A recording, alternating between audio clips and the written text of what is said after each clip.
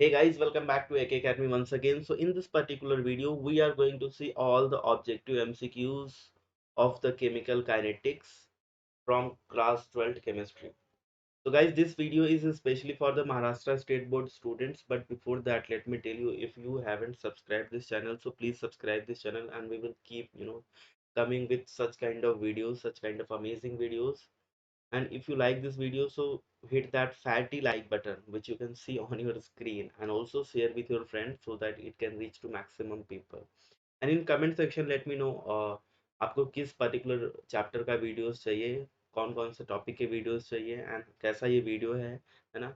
You have to tell me in comment section. So guys, let's start with the topic. So the first question is, choose the most correct option.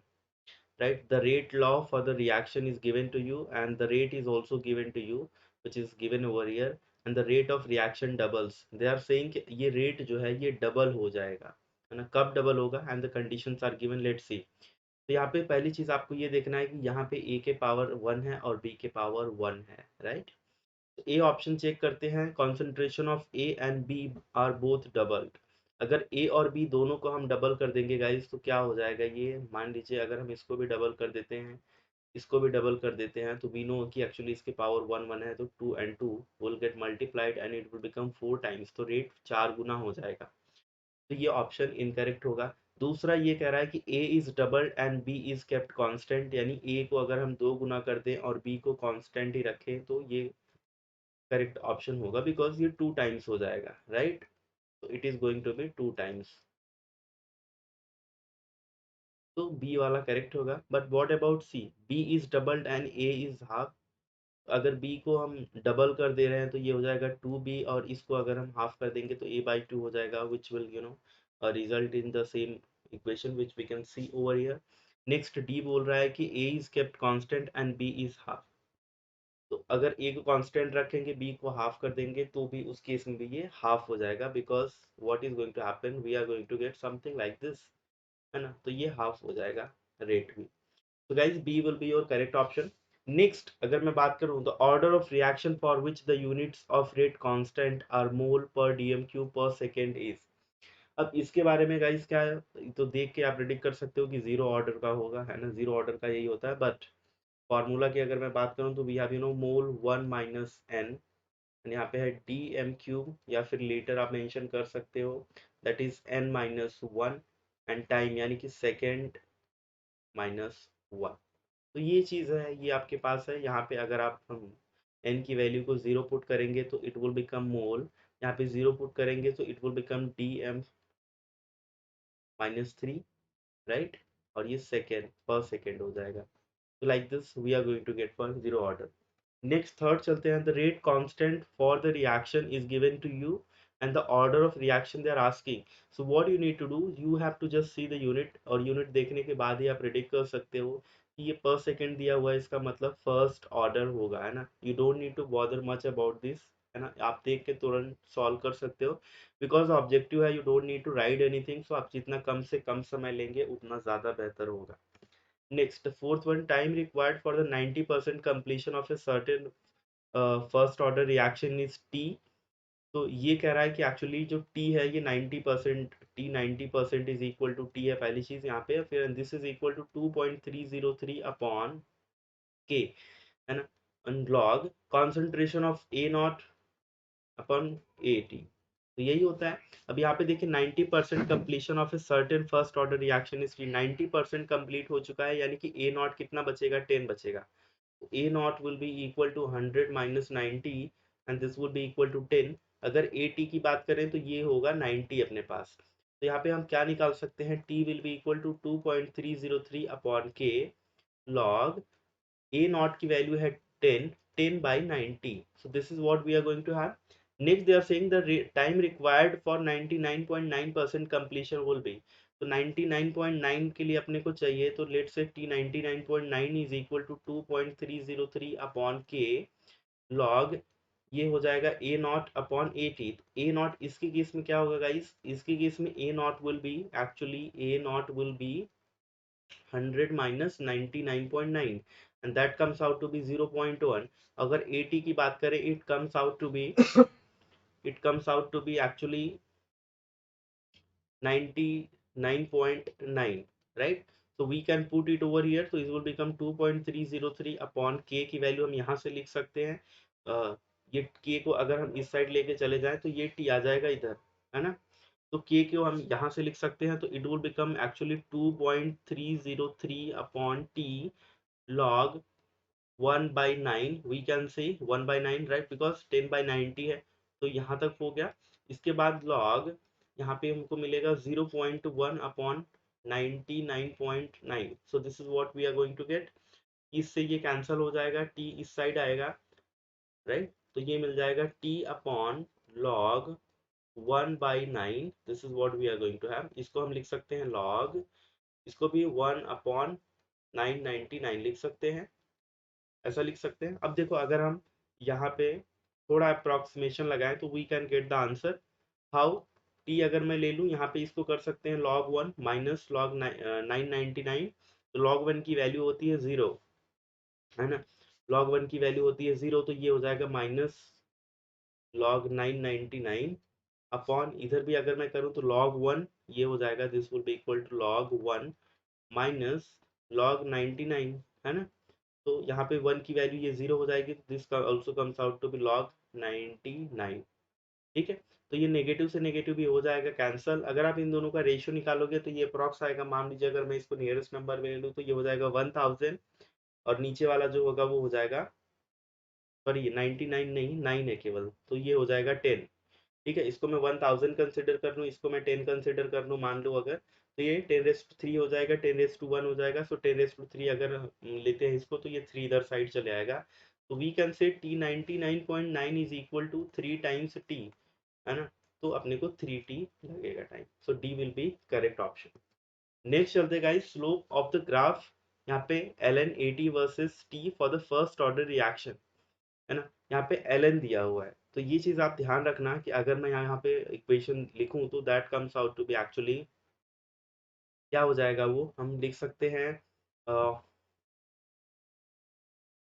आप ऐसे लिख सकते हो t is equal to, यहाँ पे हम क्या लिखते हैं एक्चुअली 2.303 अपॉन के लॉग, यहाँ पे लिखते हैं ए नॉट अपॉन 80, बट यहाँ पे आप ये फॉर्मूला हमेशा याद रखते हो, है ना?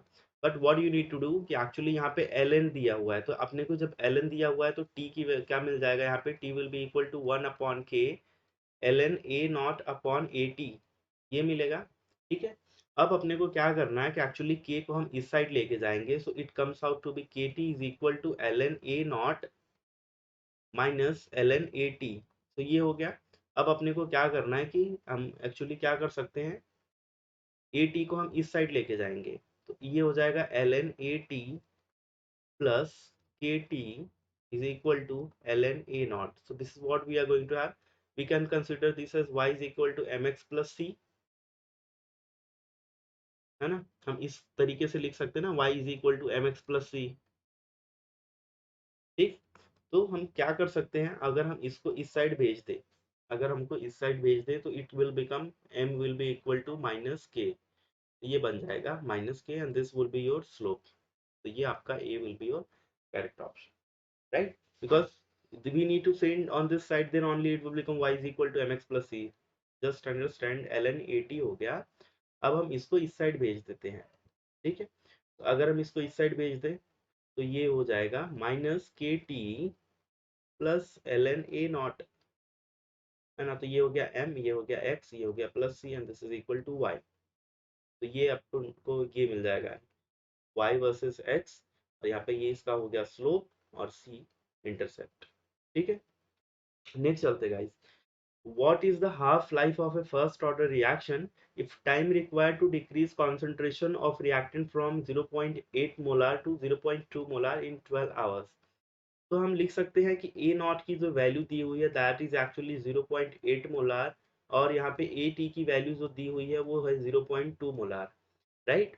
तो what we can do next, t is already given to us that is 12 hour, तो यहाँ से हम क्या कर सकते हैं, के की वैल्यू निकाल सकते हैं, and k will be equal to 2.303 upon t, यानी कि 12 हो जाएगा log concentration of a naught यानी कि 0.8 upon concentration of a t यानी कि 0.2 हो जाएगा। ठीक, तो अगर हम इसको कैंसिल करें तो it will become 4 l log 4 आ रहा है अप्रॉक्स। ठीक है, log 4 को we can write k will be equal to 2.303 upon 12। log 4 को हम लिख सकते हैं 2 रेज टू 2, तो 2 इस साइड चले आएगा and k will be equal to 2.303 upon 12 into 2। log 2 की वैल्यू होती है 0.3010, राइट, तो वी कैन राइट 30। अब इससे हम इसको कैंसिल कर सकते हैं तो it will become 0.3 sorry 2.303 into 0.30 upon 6. So this is what we are going to have as a k. अब हम जानते हैं कि t half is equal to 0.693 upon k। ठीक है, तो हम पुट कर देते हैं वैल्यूज को यहाँ पे, तो ये हो जाएगा 0.693 अपॉन 2.303 इंटू 0.30 बाई 6। अब 6 को हम ऊपर लेके जा सकते हैं and we can write at 0.693 into 6 upon 2.303 into 0.30। तो ये हमको सॉल्व करना पड़ेगा। अब इसको सॉल्व करने के लिए what we can do actually, यहाँ पे हम क्या कर सकते हैं कि अगर हम इसको 30 को अगर लिखो ऐसे अगर इसको लिखे मान लो कि 30 इंटू 10⁻⁻², तो ये हो जाएगा 5 इधर और ये 10⁻⁻² चले जाएगा ऊपर। ठीक है, तो वी कैन सी कि एक्चुअली ये हो जाएगा 0.693 अपॉन 2.303 इंटू 5 और इंटू 10⁻², है ना। तो अगर आप इसका कैलकुलेशन करेंगे पूरा, so it will be approx actually 6 ये मिलेगा, है ना। It comes out to be 6 actually. तो D will be your correct option. ठीक है, नेक्स्ट चलते guys. The reaction of this is given to you, this reaction is given to you occurs in two steps। एक पहला step ये है, दूसरा step ये है। The reaction intermediate it। अब reaction intermediate अपने को कैसे पता चलेगा कि एक्चुअली reaction intermediate वो होता है कि जो पहले मान लो अगर 2 स्टेप में हो रहा है, स्टेप 1 में भी वो फॉर्म होगा, तब जाके वो स्टेप 1 से फिर वो स्टेप 2 में जाएगा, है ना। स्टेप 2 में जाएगा फिर वहां से वो प्रोडक्ट बनाएगा।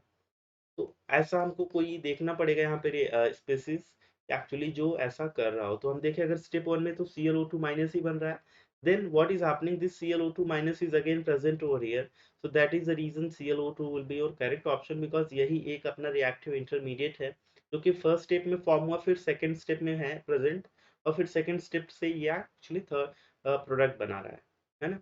तो this will be your correct option. Next if I say the elementary reaction is given to you. अब एलिमेंट्री रिएक्शन यहाँ पे आपको दिया गया है। अब इसमें हम क्या कर सकते हैं कि पहली चीज, this is clear from this reaction itself, this is the biomolecular, तो ए और D option will get cancelled.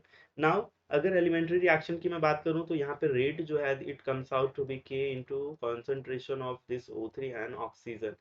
तो इन दोनों पे डिपेंड करेगा, तो इसका अगर 1-1 कंसिडर करें तो this comes out to be bimolecular and second order reaction, because order can be calculated from here। so यहाँ पे हम बायोमोलिकुलर एंड सेकेंड ऑर्डर के लिए जाएंगे। C will be correct option, B will not be a correct option.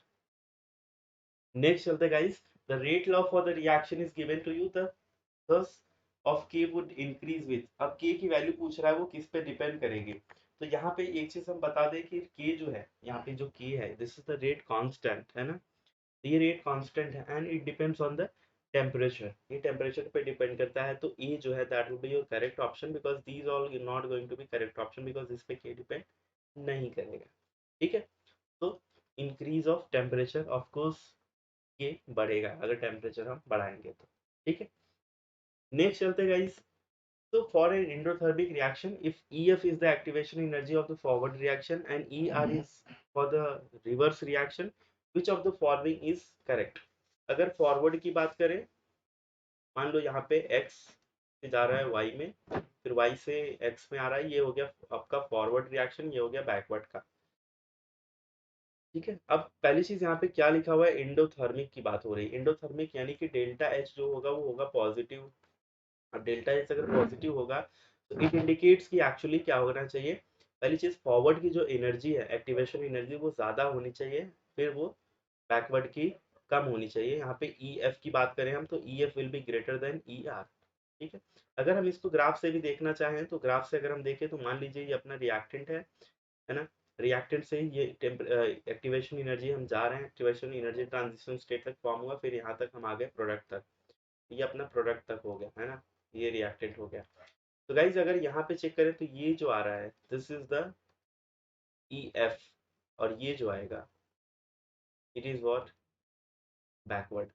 यहाँ पे forward जो होगा वो ज्यादा होगा as compare to reverse, because ये रिएक्शन जो है इस डायरेक्शन में प्रोसीड करने के लिए हमको इस तरीके से जाना पड़ेगा।